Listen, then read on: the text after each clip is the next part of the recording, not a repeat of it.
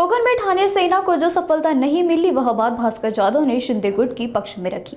उन्होंने कहा कि सच यह है कि कोकण में स्थानीय स्वराज्य चुनाव में ठाकरे सेना को ज्यादा सफलता नहीं मिली, इसे हम स्वीकार करते हैं। लेकिन इसके साथ ही उन्होंने जोर देकर कहा कि पूरे महाराष्ट्र ने यह देखा कि नाना तहेर ने उद्धव ठाकरे पक्ष तोड़ने और उनकी टीम को खरीदने और दबंगाई दिखाने के बाद भी हमारे लोग एक कनिष्ठ परिस्थिति और धन शक्ति के सामने डटे और सफल रहे।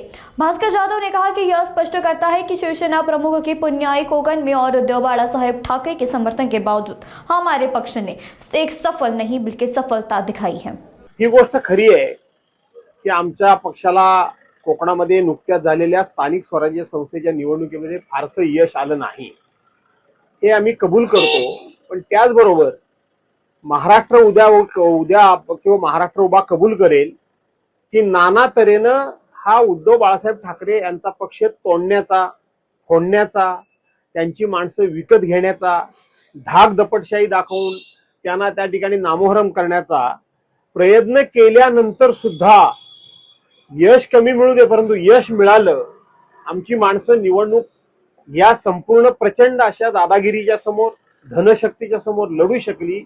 याचा अर्थ की शिवसेना प्रमुखांची पुण्याई आजही कोकणामध्ये आणि उद्धव बाळासाहेब ठाकरे यांच्या पाठीमागे आहे, हे त्यातून स्पष्ट होतं। एकनाथ शिंदे यांनी यशानंतर म्हणजे नगरपालिका विजयानंतर अशी प्रतिक्रिया दिली की घरात बसून लोक प्रतिसाद देत नाही, काही लोक घरात बसले म्हणून त्यांना यश मिळालं, अशा प्रकारची टीका त्यांनी केली। असं आहे की आत्ताच आपण म्हणालात की अपेक्षेप्रमाणे यश मिळालं नाही, म्हणजे घरी जर आमचे नेते बसलेले असतील तरी सुद्धा आम्हाला जर एवढं यश मिळतं तर ते बाहेर पडले तर किती यश मिळेल आणि मग यांची अवस्था काय होईल हा उभा महाराष्ट्र बघेल।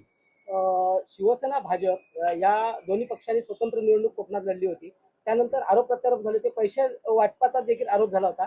आता जर बघितलं तर नितेश राणे असं म्हणाले की जे काही घडलं त्याचे बोलवते धनी वेगळे आहेत, आपण 16 तारीख नंतर हे सगळं जाहीर करू असं ते म्हटलंय। कसं बघताय सगळ्या घटनाक्रमाकडे? मी एवढंच फक्त म्हणेन, त्यांचं 16 तारखेला त्यांनी काय सांगायचं ते सांगावं, कुणी 15 तारखेला काय सांगावं, याचं आम्हाला सुख ना दुःख, अजिबात त्याचं सुखही नाही आणि दुःखही नाही। परंतु एका वाक्यात सांगायचं झालं तर घर का भेदी लंका ढाय।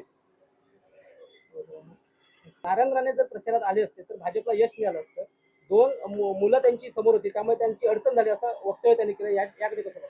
त्यांचा पक्षांतर्गत विषय आहे, त्याच्यामध्ये मला फार काही दखल घेण्याची आवश्यकता वाटत नाही।